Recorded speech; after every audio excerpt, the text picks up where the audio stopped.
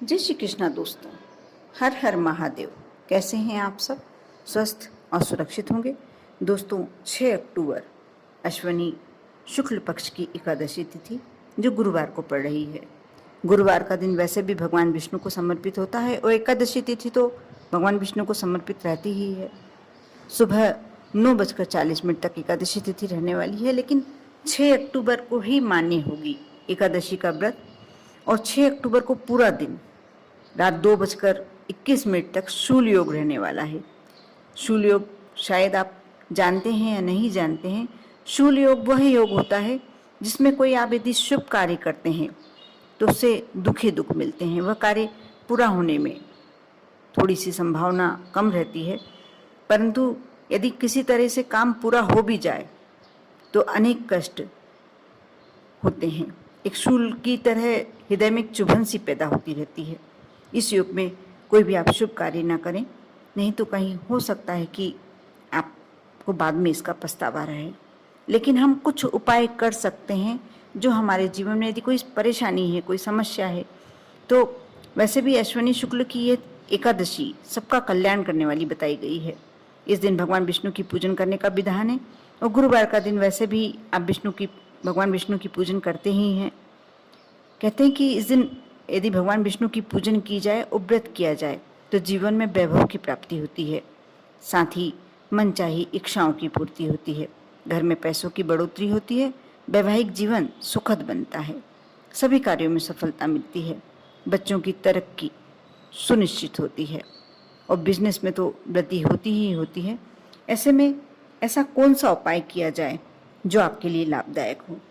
अगर आप चाहते हैं कि आपके घर में पैसों की तंगी कभी भी नहीं हो, आपके घर में धन के भंडार हमेशा भरे रहें, तो इस दिन शाम की समय आप भगवान विष्णु जी के समक्ष घी का दीपक लगाएं और साथ ही भगवान विष्णु को बेसन के लड्डू का भोग लगाएं। यदि आप व्रत नहीं करते हैं तो एकादशी का व्रत नहीं करते हैं तो बेसन के लड्डू का भोग लगाएं, क्योंकि गुरुवार का दिन विशेष है इसलिए।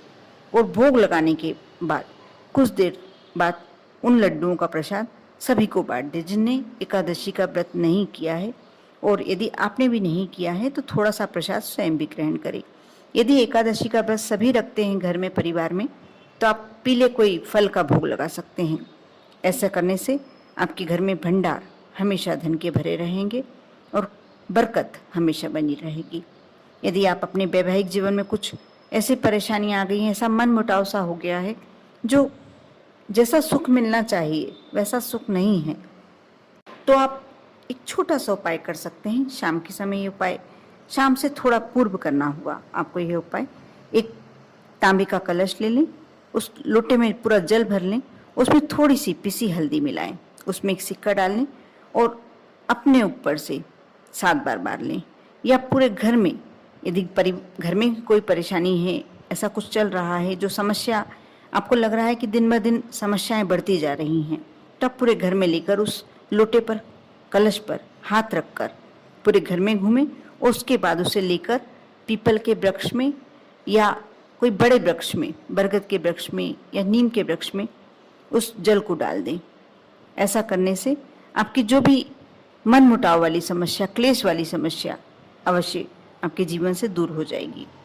घर की सुख शांति के लिए, जीवन में तरक्की के लिए इस दिन, एकादशी के दिन यानी रात के समय, आपको भगवान विष्णु का ध्यान रखते हुए आप विष्णु सहस्त्र नाम का पाठ करें या भजन कीर्तन करें या कैसे भी स्मरण। सब बातों का मतलब एक ही है, भगवान का स्मरण। कहते हैं एकादशी की रात को जागकर भगवान का ध्यान करने से हजारों वर्षों तक की गई तपस्या का फल प्राप्त होता है और ऐसा करने से आपके घर में सुख शांति तो बनती ही है, जीवन में तरक्की मिलती है और पैसे की, कहते हैं भगवान विष्णु की जिसने पूजन की और उन्हें याद किया, उनके जीवन में कभी धन की कमी नहीं होती। और ये दिन श्रेष्ठ है क्योंकि गुरुवार का दिन और एकादशी का दिन एक होना वैसे भी श्रेष्ठ है। गुरुवार को और एकादशी के दिन जो व्यक्ति भगवान विष्णु का स्मरण करता है, कभी भी उसके घर में धन की कमी नहीं होती। आप अपनी बच्चों की तरक्की को लेकर परेशान हैं, सुनिश्चित करना चाहते हैं कि आपके बच्चे तरक्की करें, तो आप भगवान विष्णु की पूजन के समय, आप जब घर में पूजन करते हैं, सुबह करते हैं, शाम को करते हैं, दोपहर में करते हैं, जब भी करते हैं, लेकिन मैं जो भी उपाय बताती हूँ और भगवान विष्णु और माँ लक्ष्मी के उपाय शाम की समय ज़्यादा जल्दी असर करते हैं। आप पूजन के समय चंदन घिस लें और एक कटोरी में रख लें। जब पूजन समाप्त हो जाए तो दोनों हाथों से भगवान को पुष्पांजलि चढ़ाने के बाद उस कटोरी से थोड़ा सा चंदन लें, अपने बच्चे के मस्तक पर तिलक कर दें।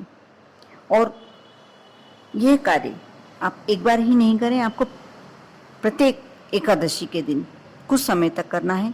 अब देखना आपका बच्चा कितनी तरक्की करेगा। आप जो भी क्षेत्र में आगे बढ़ाना चाहते हैं और बच्चे का इंटरेस्ट उस क्षेत्र में है तो अवश्य वह बहुत ही आगे तरक्की करता हुआ बढ़ेगा। इसलिए आप यह उपाय कर देखें। बहुत ही शास्त्रों से निकाला हुआ उपाय है और बहुत ही सिद्ध उपाय है। इसके साथ साथ आपका बिजनेस यदि ऐसा लगता है कि कारोबार कुछ मंदा चल रहा है, उसमें तरक्की करना चाहते हैं, वृद्धि करना चाहते हैं, यदि ग्राहकी कुछ कम हो गई है, तो जो मैं उपाय बता रही हूँ उसको ध्यान से सुने और अवश्य कर देखें। आप एक तांबे का चौड़े मुंह वाला कलश ले लें और उसे भगवान विष्णु के किसी भी मंदिर में, यदि वहाँ पीपल का वृक्ष है तो उसमें जल भरकर ले जाएं। और जहाँ भी आप रास्ते में भी कहीं पीपल का वृक्ष मिलता है तो पहले उस तांबे के कलश का जल उस पीपल के वृक्ष में चढ़ाएं और फिर भगवान विष्णु के, कोई भी मंदिर हो भगवान विष्णु का, राम का या कृष्ण का, आप मुख्य द्वार की थोड़ी सी मिट्टी और गाय के खुर या पैर के नीचे की थोड़ी सी मिट्टी, दोनों मिट्टियाँ लें, उस कलश में डालकर और लाकर अपने जो आपका व्यवसाय स्थल है उस पर रख दें। जहाँ आपका गल्ला रखाता है वहाँ रख दें और 43 दिनों तक उस कलश को ऐसे ही रखे रहने दें। आप जब पूजन करते हैं अपने व्यवसाय स्थल पर, जब आप दीपक लगाते हैं, अगरबत्ती लगाते हैं, उस कलश के आसपास भी आप अगरबत्ती घुमा दें। ऐसा करने से आपके बिजनेस में वृद्धि होगी और आपको लगेगा कि कुछ बिजनेस में चमत्कारिक परिवर्तन देखने को मिल रहा है। आपको धन में वृद्धि होती दिखाई देगी। अपने परिवार के सदस्यों की समृद्धि के लिए आप दक्षिणवर्ती शंख में जल भरकर भगवान नारायण को अर्पित करें। घी का दीपक से उनकी आरती करें। ऐसा करने से परिवार के सभी सदस्यों की समृद्धि होती है। आपके ऊपर बड़े बुजुर्गों का आशीर्वाद लंबे समय तक बना रहे।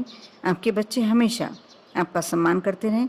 इसके लिए आप पीपल के पेड़ की जड़ में 1 लोटा जल अवश्य चढ़ाएं।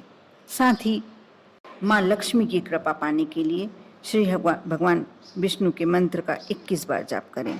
मंत्र बहुत सरल सा है, सभी जानते हैं, ओम नमो भगवते नारायणः। इस मंत्र का आप 21 बार जाप करें।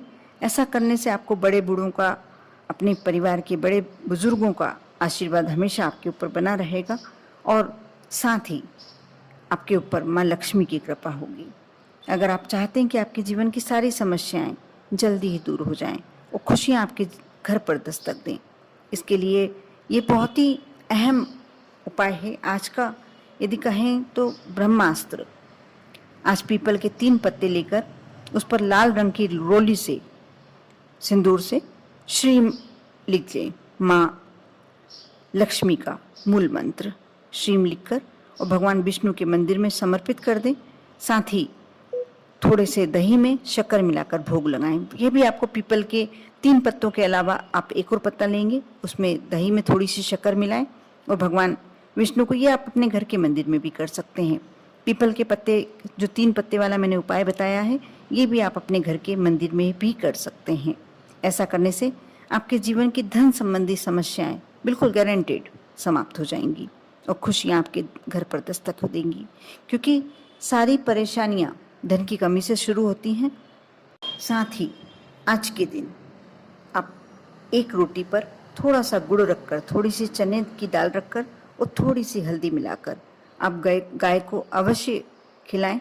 और यदि ऐसा लगता है कि पेड़ पड़ सकते हैं तो गाय के पैर पड़ें, क्योंकि गाय माँ का आशीर्वाद, आपको गौ माता का आशीर्वाद मिल जाता है तो आपकी हर कार्य में सफलताएं शुरू हो जाएंगी।